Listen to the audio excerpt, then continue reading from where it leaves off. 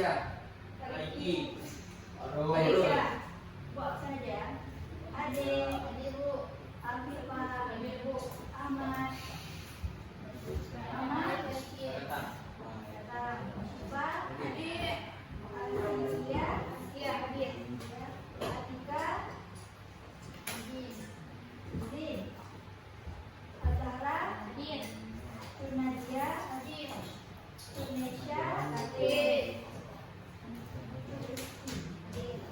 Raya, Adik, Dea, Adik, Dea, Khalifah, Adik, Isra, Adik, Ira, Lucinari, Adik, Ayu, Didi, Dafa, Adit, Lutfi, Adit, Rasha, Adit, Guru, Adit, Murifa, Anika, Rasa, Fahri, Adit, Rifa, Rini mana? Saja. Baik. Dafa, Amrali, Adit, Buya, Dindi,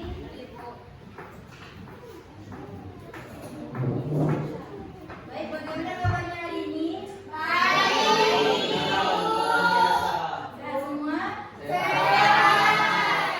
Sudah siap untuk belajar? Baik, sebelum kita masuk ke materi pada hari ini, Ibu ingin bertanya, materi minggu lalu tentang apa? Ekonomi.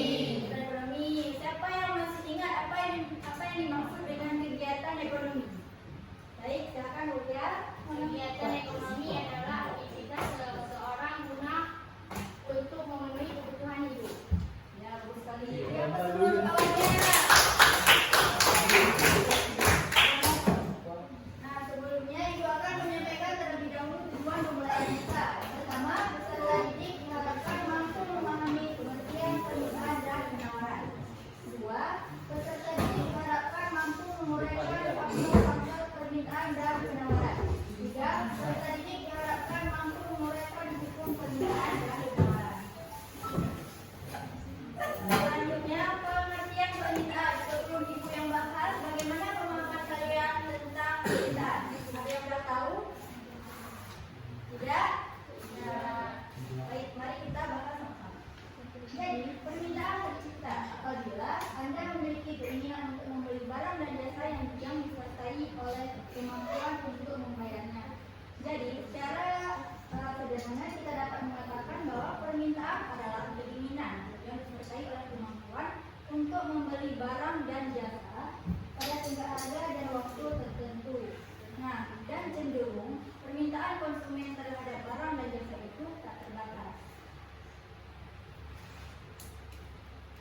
Selanjutnya, faktor-faktor permintaan. Yang pertama, harga barang. Nah, harga barang yang tinggi maka akan membuat masyarakat berpikir terlebih dahulu sebelum membeli barang.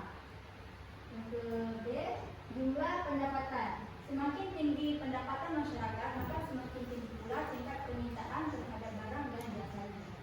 C. Jumlah konsumen.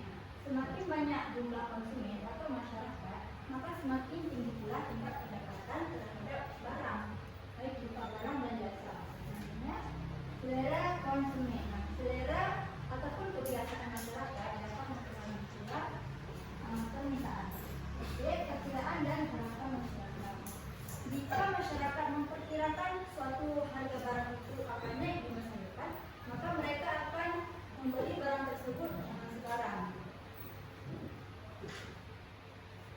Nah, selanjutnya hukum permintaan. Siapa yang mau baca hukum permintaan? Ya. Ya, silakan. Jika harga suatu barang dan jasa meningkat, kuantitas yang diminta akan menurun. Sebaliknya, apabila harga suatu barang dan jasa menurun, maka kuantitas yang diminta akan meningkat. Jadi, Ya, terima kasih. Selanjutnya, pengertian penawaran. Penawaran tidak mempersoalkan jauh dekatnya produsen, tetapi mempersoalkan kuantitas barang yang ditawarkan berkaitan dengan variabel harga. Dengan kata lain, penawaran atau supply adalah kuantitas barang dan jasa yang akan ditawarkan oleh produsen kepada konsumen.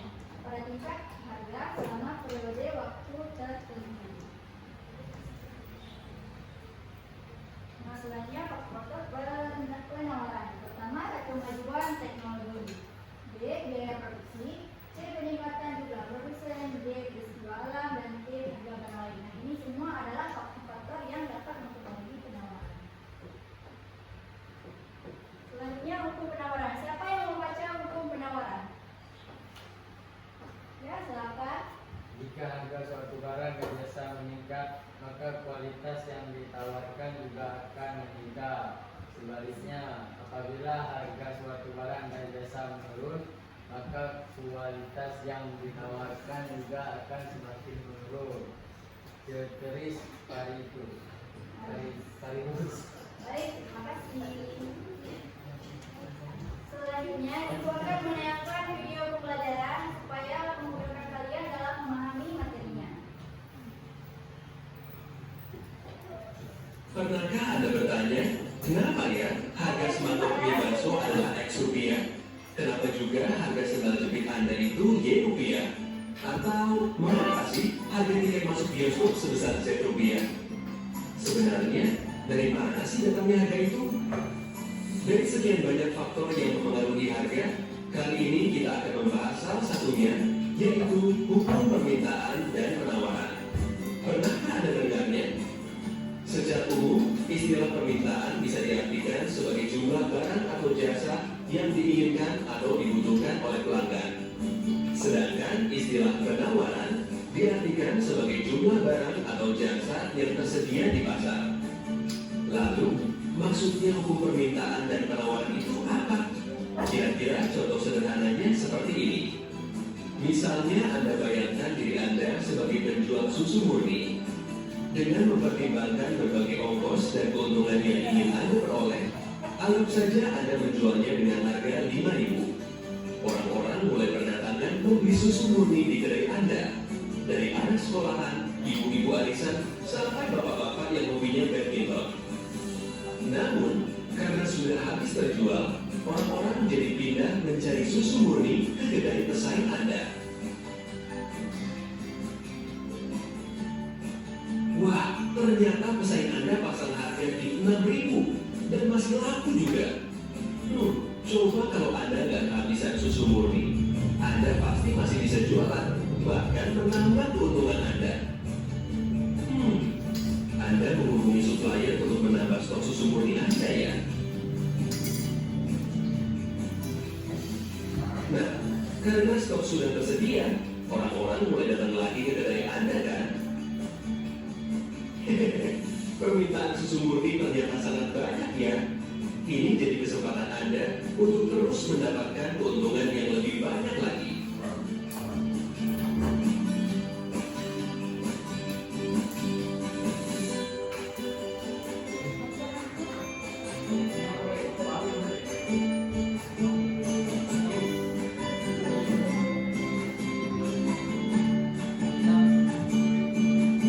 Grafik berikut ini menunjukkan hubungan antara harga dan jumlah penawaran dari sudut pandang pengusaha. Semakin tinggi harga barang, para pengusaha akan terus menambah jumlah barang dagangan untuk mendapatkan keuntungan yang lebih banyak lagi. Hal ini biasa disebut sebagai kurva penawaran.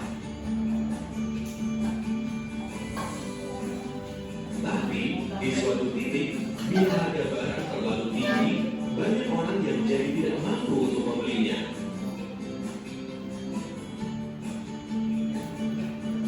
Dan dengan banyaknya jumlah persediaan barang yang ada, Anda malah jadi kelebihan stok. Lalu, apa yang akan Anda lakukan? Anda tidak akan berputus asa, bukan?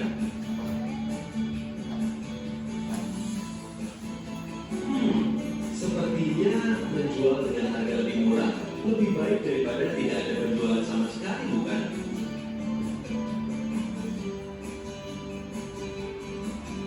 Wow, ternyata pesaing Anda juga terus menurunkan harga susu murninya ya. Karena penjualan Anda semakin banyak, persediaan susu murni Anda semakin sedikit. Berarti saatnya untuk menambah stok susu murni Anda lagi nih.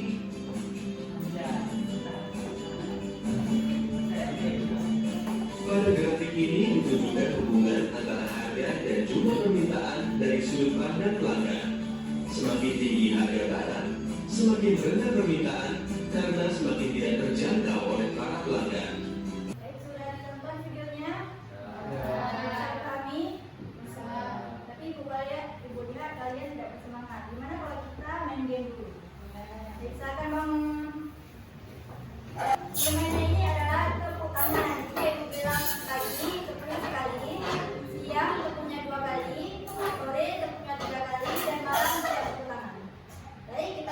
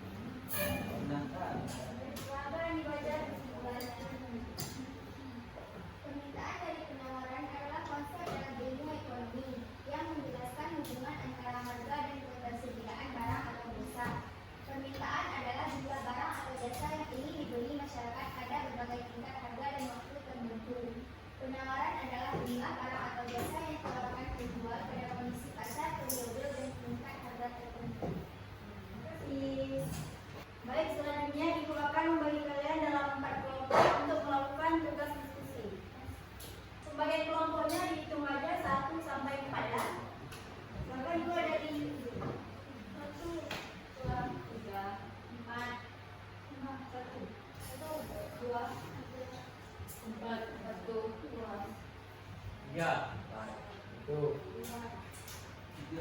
4, 1, 2, 3, 4. Baik, yang kelompok 1 di sebelah kiri, kelompok 2 di sebelah kanan, kelompok 3 di belakang kelompok 2, kelompok 4 di belakang kelompok 1. Belakang berapa?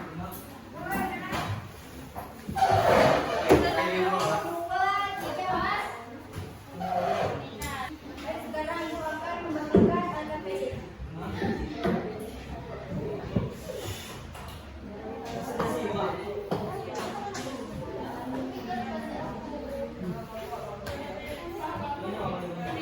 Jangan lupa tulis nama dan nomor lengkapnya.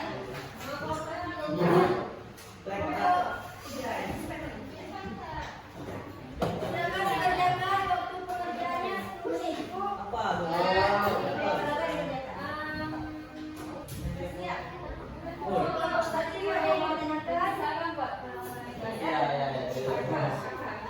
Kelompok 4 sudah siap. Ya. Kelompok 3 Siap. Baik, sudah siap semua? Udah. Baik, silakan kelompok 2 maju ke depan. Apa ya? Assalamualaikum warahmatullahi wabarakatuh. Waalaikumsalam warahmatullahi Perkenalkan, kami dari kelompok 2 ingin mempresentasikan hasil kerja kelompok kami. Saya Asmadia. Saya Diana Asdeni. Saya Fadla. Saya Isma. Saya Asmadia.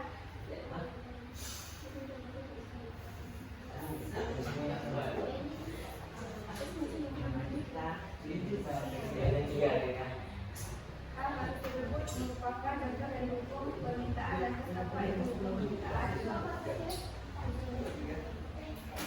Permintaan adalah prinsip ekonomi yang menyatakan bahwa database sekaligus dengan sebagai faktor lain tentang keputusan.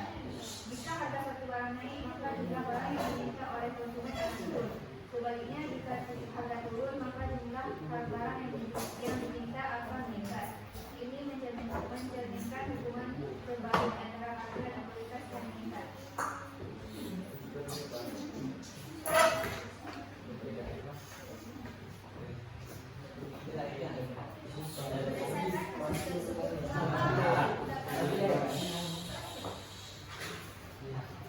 Dalam kasus ini, kenaikan harga apel dari 30 bertinggi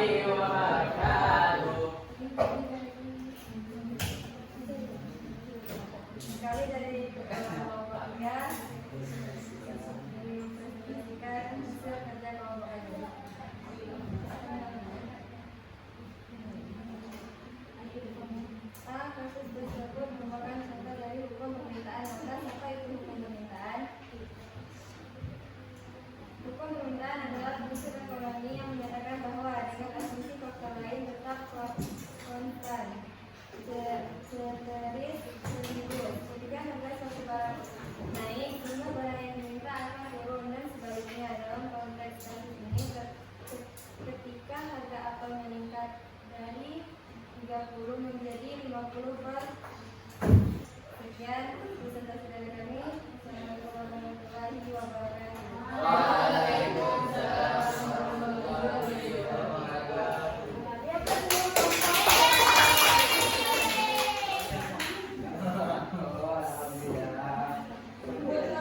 karena kalian sudah melakukan tugas ini, selanjutnya ibu akan membagikan tugas individu.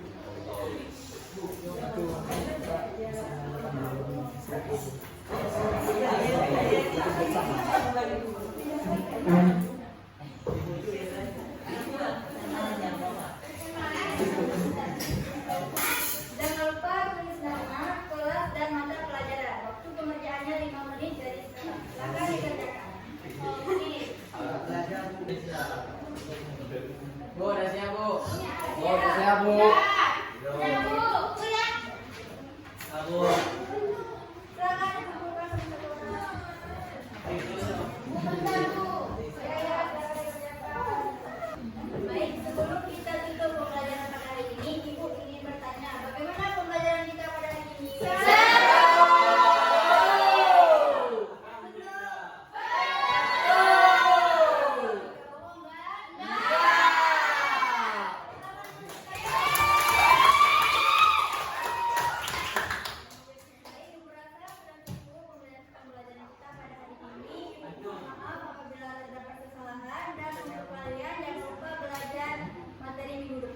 Amin. Baik, mari kita doa.